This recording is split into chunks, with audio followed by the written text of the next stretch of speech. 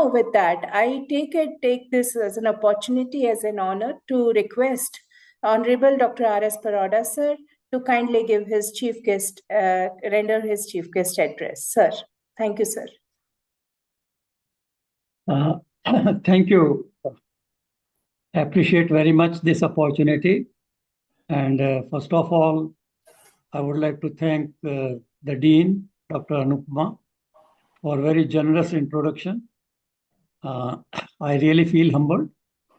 And then the opportunity to listen to two young and energetic speakers, Renuka and also Dattatreya, had been very satisfying.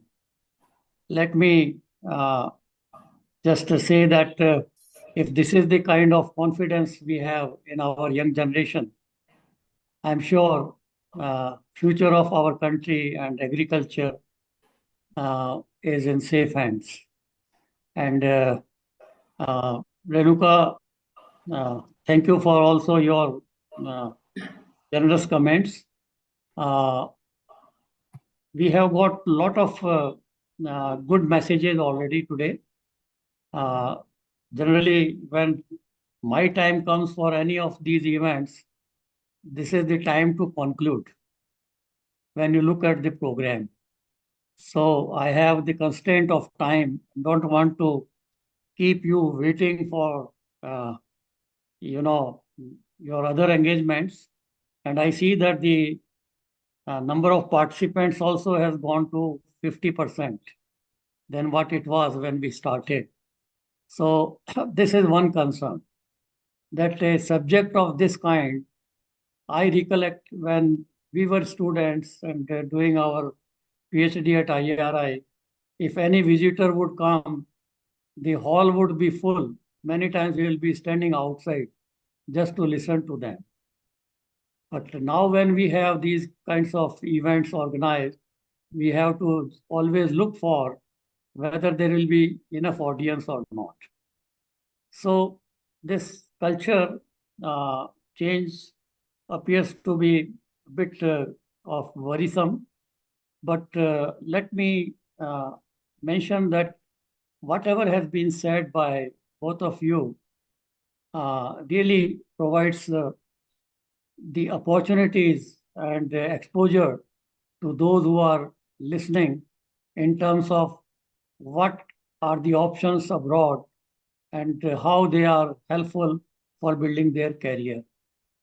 And no doubt your message, Renuka, was very touching, that what you do is not for yourself alone, but what you do for the society is important. And the way you have helped in mentoring about 30 or 32 students is a quite impressive effort, and you need full appreciation for it. Keep it up. I mean, we need such people, those who can go for hand holding. And that's what we always now realize, that today the problem is not of only training abroad. Problem is also of what I would say is attracting youth in agriculture, which is a bigger challenge. And that's where they want good knowledge. They want knowledge which is not for traditional agriculture, but for secondary agriculture, specialty agriculture. And going in for those innovations. So in fact, when we organized the global conference on agriculture research, once in Montpellier and the other one in Uruguay, it was jointly by GFAR, where I was heading the organization, Global Forum, and then CGIAR. The good messages came very clearly.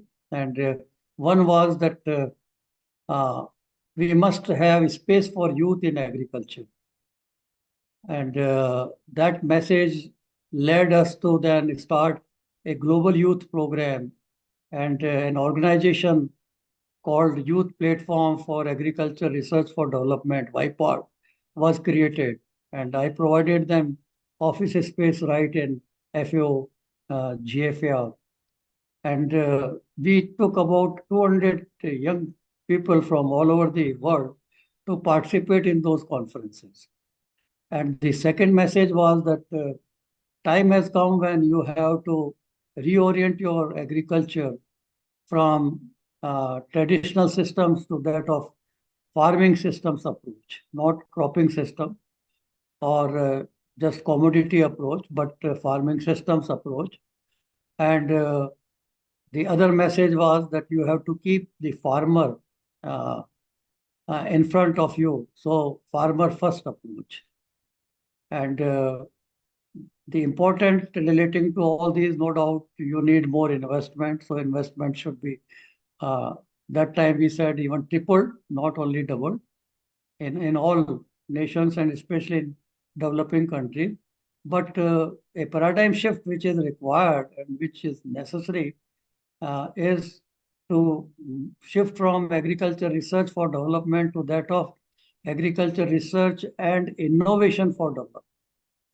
So it's not only research for publication sake, but it is research for innovation so that you can serve the society effectively.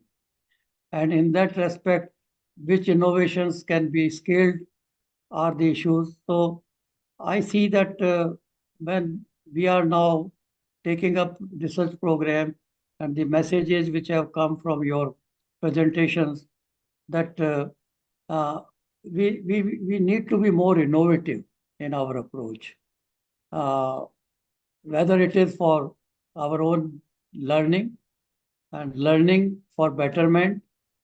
So when I used to go at that time while being head of the council, it used to be a pleasure talking to the postgraduate students in different universities. The kind of knowledge, the kind of confidence, the kind of uh, you know bubbling thrill you could get from discussions with them, many times gave an impression that perhaps in India we possibly uh, need that kind of environment where the student must be more confident before he embarks any research initiative, and must be good communicator, must be fully knowledgeable, and must ask, why should I do this research? It should not be just repetitive. And often we have seen in our system, it is mostly repetitive kind of thing. I'm not trying to criticize, but well, there are limitations.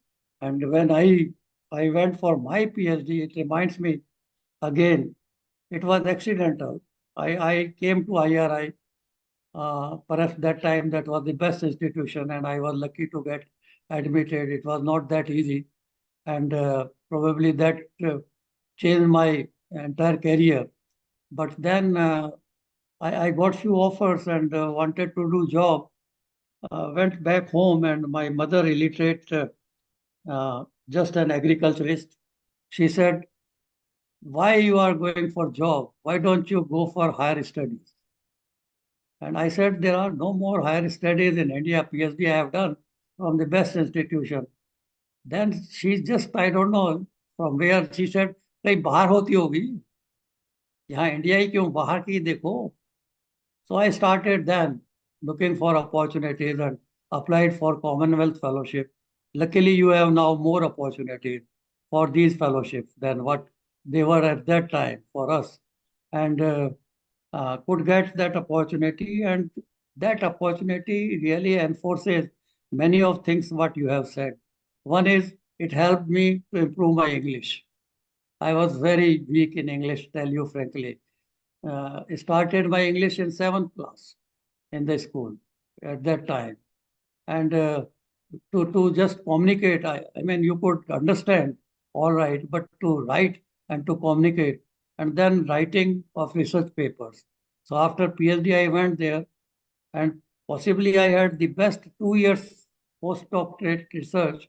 I had almost more than 10 papers in the best journals, including Nature, which possibly could not be otherwise happen or could have happened. And their interaction with the professors and the flexibility, what you also mentioned, that is an opportunity environment which provides you flexibility. This flexibility also helped me. So there was no such flexibility in those times. When I joined masters, I joined MSc in agronomy at Rajasthan College of Agriculture, Udaipur. And after a month, I realized that possibly this is not the subject in which I should be in. I'm not trying to, in any way give an impression that agronomy is not important. But for me, I thought I should do something more which is innovative, not only harvesting and taking yield data and time of planting, but maybe do some genetics and plant breeding, where you evolve new materials, you try to use new science and so on and so forth. So I went to my dean and said, I want to change. He said, no, it is not possible after 1 month. I said, sir, then I will not continue here. Then he looked at me and said, oh, because somehow he had impression that I was a good student. So then he said, okay, let me talk to your professor and whether the professor of plant breeding would like to accept you. Anyhow, to cut short, I got admission then in genetics and plant breeding. So that flexibility was not there, and still I think is not to that extent in India. Possibly our very energetic dean can highlight more on this aspect. But then what you also require is, in fact, to be. I often say, be globally wise but act locally. So whatever you do, I mean, generally we go and see very good things abroad. Even my professor, when I was returning back to India, he said, are you not planning to stay here? You have got 2, 3 offers. Somehow I said, no, I have my elderly mother and go back to my country, because that time a gardener who used to help watering my plants gave me a challenge that, are you going to stay in green pastures here, or would you like to go and help your country where food is in deficiency?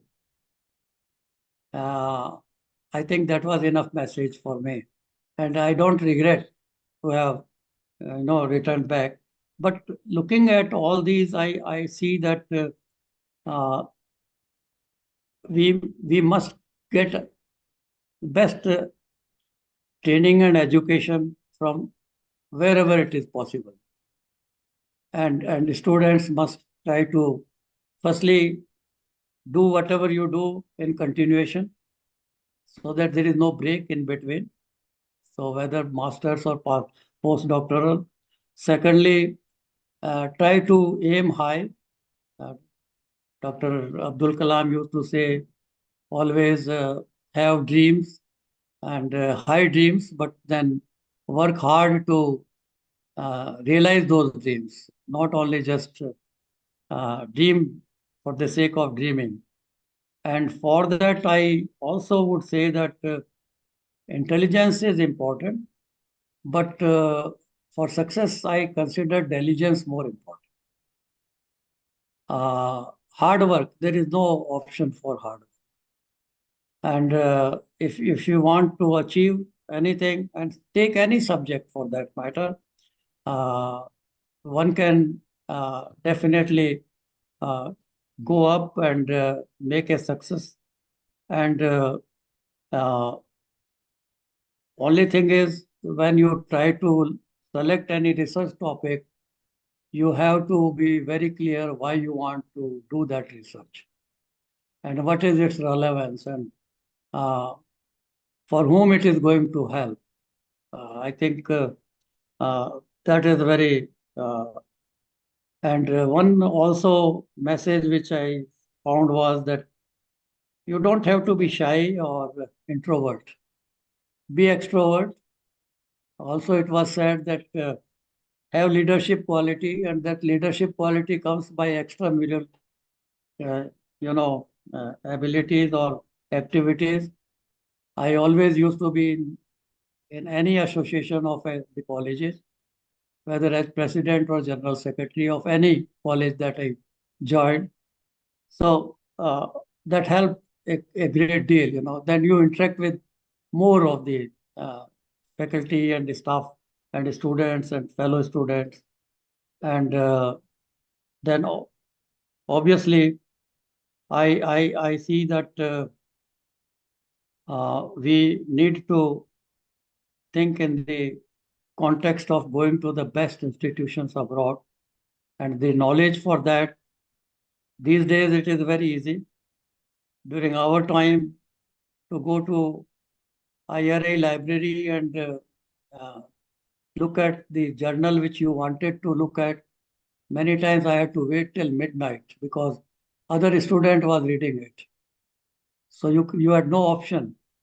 But now with the internet and then all the new developments, and we must also think in terms of what are the challenges before Indian agriculture.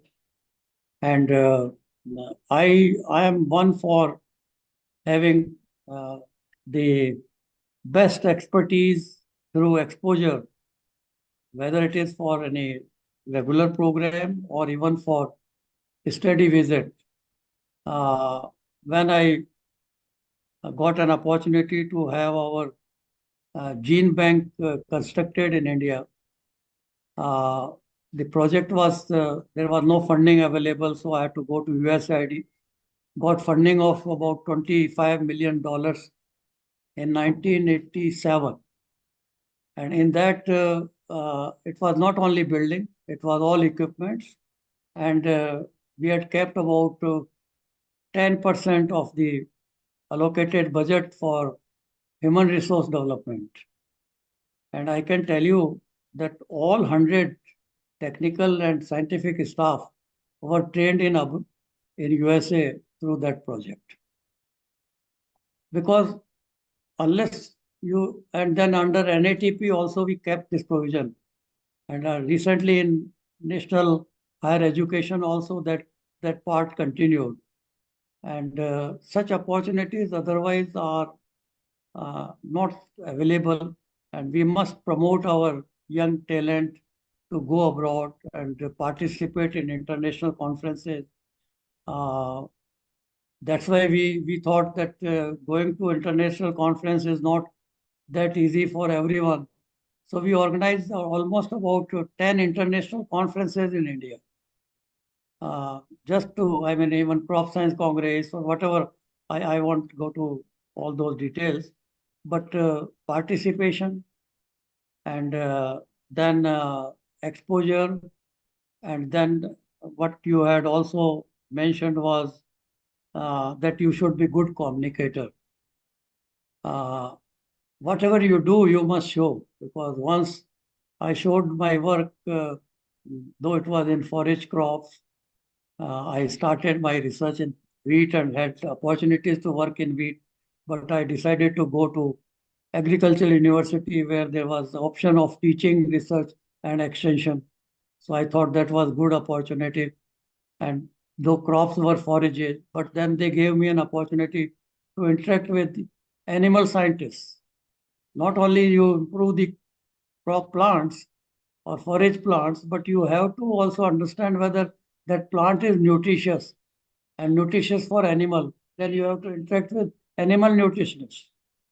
And that led to, just in 6 years' time, the first award we got was ICR Team Research Award because of the interdisciplinary program. So what you require is to create a kind of research environment. This research environment is not going to be given to us in silver plate. Let me tell you, the research environment today in our even Indian national system is amazingly so good that sometimes I feel proud of it. I wish I had that kind of environment.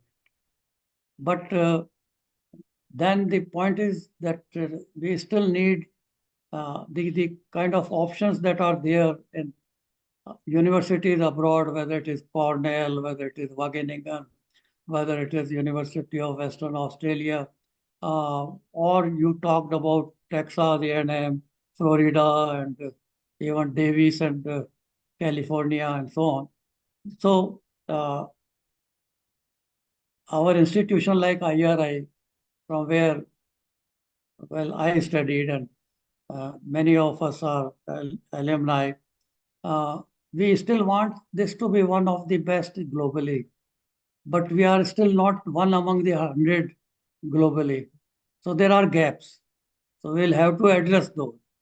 And we'll have to see that whatever criteria for excellence which exists there, or the score card, whatever is there, is also bridged. And Anupma, Dr. Anupma is quite now enthusiastic and all the time bubbling with that it should be done. Through Alumni Association, we will try to see what best is possible. So I don't want to make it long. I think already I have taken long, but like to say that sky is the limit. Let there be more persons like Renuka and Dattatreya, who are young, energetic, willing to support others, are identified, and they are there in other institutions also. And their, links established with our students in IRI, Anupma ji, and maybe we have a kind of this is a student exposure or placement cell or created where such opportunities are taken care of. We even started a course on international agriculture. That also must be revived, and we have many of our people like in Ratan Lal in agriculture, the highest rated scientist in terms of his publications and achievements globally in agriculture, not only being an Indian, but globally in agriculture. So they are all willing to, and for that we need to approach them. They are willing to help, but would not like to come forward and offer themselves unless we approach and ask, because whether there is any need, and they are even otherwise very busy. So that would be, and this kind of interaction which we have started should continue. So I would like to compliment Shivam, and hopefully the new executive would continue with this. Let this, I think, interaction should continue, I feel. And maybe Renuka ji, you could have it continued in future as well. And get these opportunities do provide you and to catalyze the young brains to think differently than possibly what they are. And I'm sure today it must have helped many of our youngsters. They would like to look differently and think differently. And like Dattatreya said, nobody was there to help. I can also vouch that nobody was there to help me as well. But then if we approach Renuka and Dattatreya, possibly they can help. So this is the kind of interaction which is very important, and we have to provide this opportunity, facilitate this process, and also see that more and more of our students don't only go to learn more, but come back to serve this nation. And for that, we have to create environment, because the professor, when I was returning, told me that we get best students. Our director that time, Dr. H.K. Jain, was also his student. He was FRS. And fortunately, I was his neighbor. I went with my family, and when we rented a house, I found that it was next door to him. So almost every weekend we were together. And what kind of mentoring? You know, an FRS person, very down to earth, Professor Hughes, and you would do the experiment and show him, and then he will tell, can we repeat it, Raj, again? So I used to many times feel that possibly he doubts my findings. And then when you will write, then you will do your best, but then when he will edit it, then you will realize where you stand. And that helped to build. And it doesn't, that confidence doesn't come overnight. For that, you have to continue working. But that kind of hand holding. So he told me, why there is, why don't here many students have come and gone. I hear about H.K. Jain and you. Then I realized that why it is so. Then the fact was, when I talked to many of our colleagues, they said, oh, well, there is no environment, there is no encouragement, there is no incentive, और facilities नहीं है. So the question was that, okay, I could have also said, all right, but then if you have to move forward, you have to create those, and create and do still something. And that's why I think we need good trained people abroad come back and serve this nation. If unless and until there is a compulsion on them, because there are opportunities here as well now, and quality of life is also not that bad compared to what quality of life I see my children. When we go there, they earn better, they have better environment, but the quality of life that we have is also not in any way less. So finally, I would say thank you. Thank you to you, Anupma ji. You are always energetic and always looking for new options. And I think you remind me, many times I tell you that my uh, teacher guide when I joined PhD was also Dean of PG School, the first Indian Dean, Dr. A.B. Joshi. So you are occupying that chair, and though at that time I was at a disadvantage being his student, because he didn't have his lab. So I had to look for opportunities for facility, going here and there to work with other, researchers and leaders, but they were all helpful. So this is also an important task for you. I hope that will be achieved. You have associate deans and you have very good faculty, very enlightened faculty. And I am personally proud of being an alumnus of IRI. I do hope in future this PG school, here also I was general secretary of the PG school, IRI. I didn't want to be president here because I wanted to do some work. President only gives the speeches. Yeah. The work for the union is done by the general secretary. So I prefer to. It's not that I would have not got that had I, fought for it. But all said and done, let us look ahead, and the sky is the limit, and let us capture all those opportunities that exist before us. Thank you very much.